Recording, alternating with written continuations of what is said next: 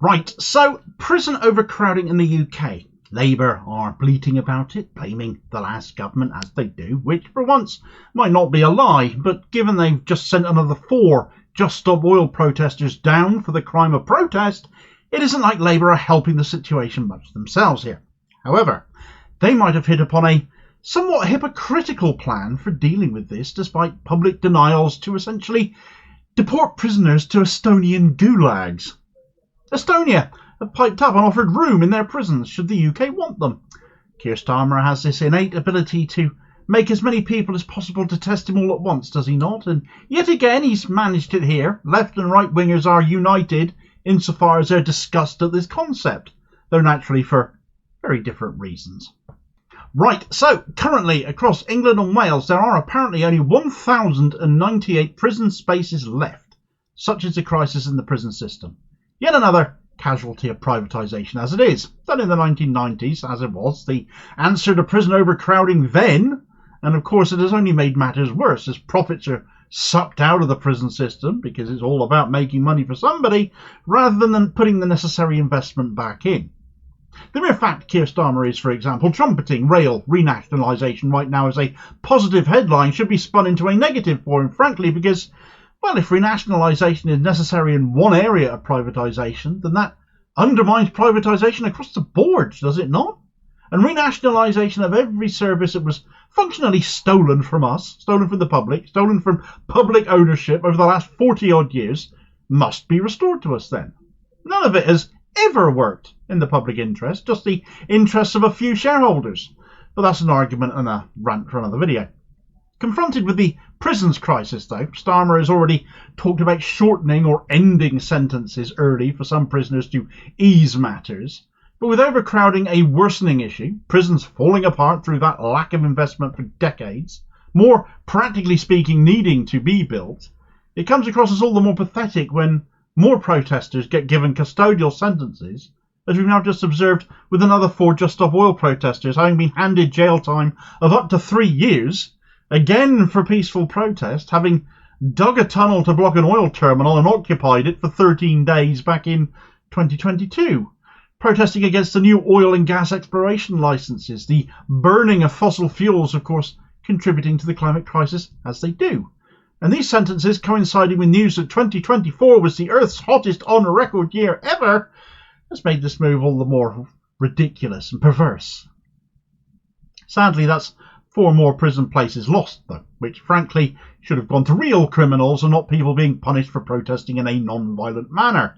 The sentences getting handed down for non-violent protest are a sick farce, but this is Starmer's new authoritarian Britain.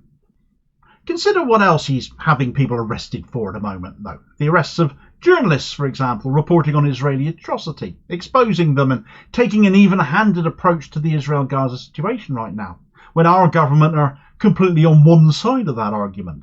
Richard Medhurst arrested upon his return to Britain from the Middle East. Sarah Wilkinson, whose house got turned upside down in what was a blatant show of heavy-handedness by the police.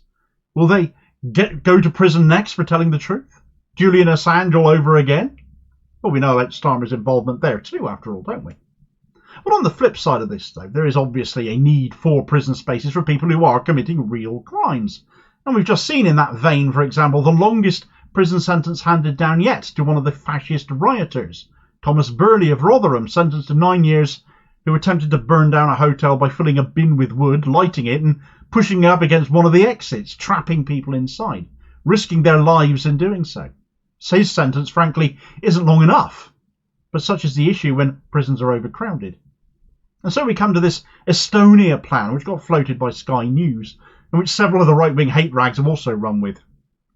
Starmer's government is now apparently considering anything to alleviate the prison overcrowding, except, of course, renationalising them, though even that isn't exactly waving a magic wand over the issue, even that would take time.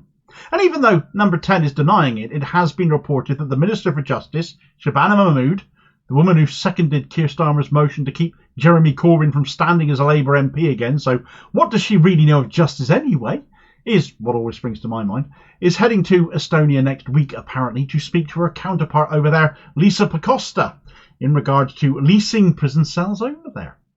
Mahmood has already been forced to commute sentences for some crimes by up to 50% in order to free up more room in our prisons.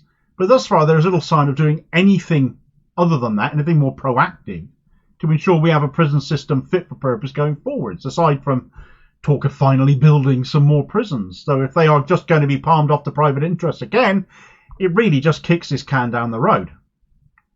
The government are, it has to be said, currently denying any plans to use Estonian gulags to house British prisoners. But given that during the height of the rioting and the detentions being made over that number of spaces in male prisons in the UK fell to as few as 100, the prison system really is on the verge of collapse. And as much as Starmer's government cannot be blamed for that particularly, this is a mess of neoliberalism's making, of Thatcherite policy, which has been continued by Tories and Labour alike, and this new government is no different in its thinking on that score. And people know it too. Starmer's managed to upset both left-wingers and right-wingers over this matter. On the left, we will point to the arrests and detention of climate protesters as sick and completely uncalled for and overly heavy-handed and ridiculous. Instead of arresting them, try listening to them instead. Aside from that, there is the simple fact privatisation of prisons hasn't worked, has led to this exact situation, and to have a prison system fit for the future, it must once again be in public ownership. Stop outsourcing, bring it all back in-house. And on top of that, it's just frankly inhumane and disgusting to even consider deporting British citizens to a foreign prison because we lack the capacity through decades of right-wing government and its stupidity. Whoever these people are, they are our problem. And how much is the stupidity of past Thatcherite governments going to cost us this time, if Labour do push ahead with this plan? Because with Starmer's relationship with the truth, I'm not inclined to just take their word for it that this won't go ahead. Let's see if Shabana Mahmood does end up in Estonia next week, shall we? As for the right-wingers, the fash, well, Starmer's wound them up with this policy too, because in their eyes, the problem isn't prison overcrowding. It's why aren't we deporting the people that are being kept in hotels seeking asylum they've been trying to burn out through rioting or waiting to be returned from whence they came? Why deport British prisoners when we should be deporting migrants? The wrong people are being looked at here, they might think, and given how quickly Starmer and Yvette Cooper binned the Rwanda deportation scheme, the thought of them now deporting British prisoners, well, you don't have to agree with these racists to be able to see the hypocrisy of the situation Labour have created for themselves, do you? The double standard is pretty obvious. Equally, these are accusations that Labour, as well as the media, it has to be said, have brought on themselves. Labour, under Starmer, is all about their new border command to smash migrant gangs, but as usual, it's failing. Day after day, the media insist on publishing figures for how many people have arrived by small boat on our shores. It doesn't matter that we take only a small proportion of migrants arriving in Europe. The likes of France and Germany and others take many more than we do. The racist headlines and the obsession with counting heads arriving on our shores in small boats by certain media outlets is scum-sucking stuff, when for one, it ignores the plight these people may have been in, especially considering the dozen who died trying to cross the channel in just the last week, half of whom were, I believe, children. People forget to consider how desperate you must be to try and make that crossing.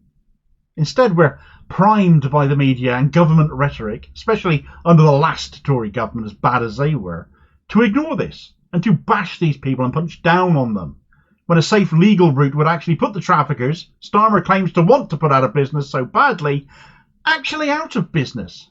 Because who's going to choose to pay them thousands to get in a dinghy if there's a perfectly safe legal route to claim asylum instead?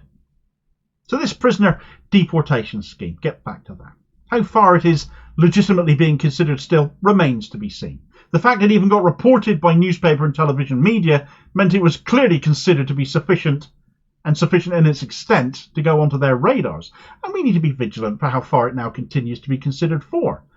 But it really does sum Starmer's Labour up that no matter what they do, they manage to get everybody hating them. Speaking of which, while Starmer has absolutely no problem suspending MPs who vote against keeping kids in poverty and looks set to deal with any would-be rebels next week when the winter fuel allowance cut on pensioners goes to a vote, Keir Starmer hasn't done a thing to Parliament's biggest landlord, or slumlord, as the case should be. Jazz Athwell still has the Labour whip. Why's that then? Well, he's a right-winger like Starmer, isn't he? And after all the effort that faction went to get Athwell into Parliament, why would they roll over on him now? Get the details on that story in this video recommendation here. I'll hope to catch you on the next vid. Cheers, folks.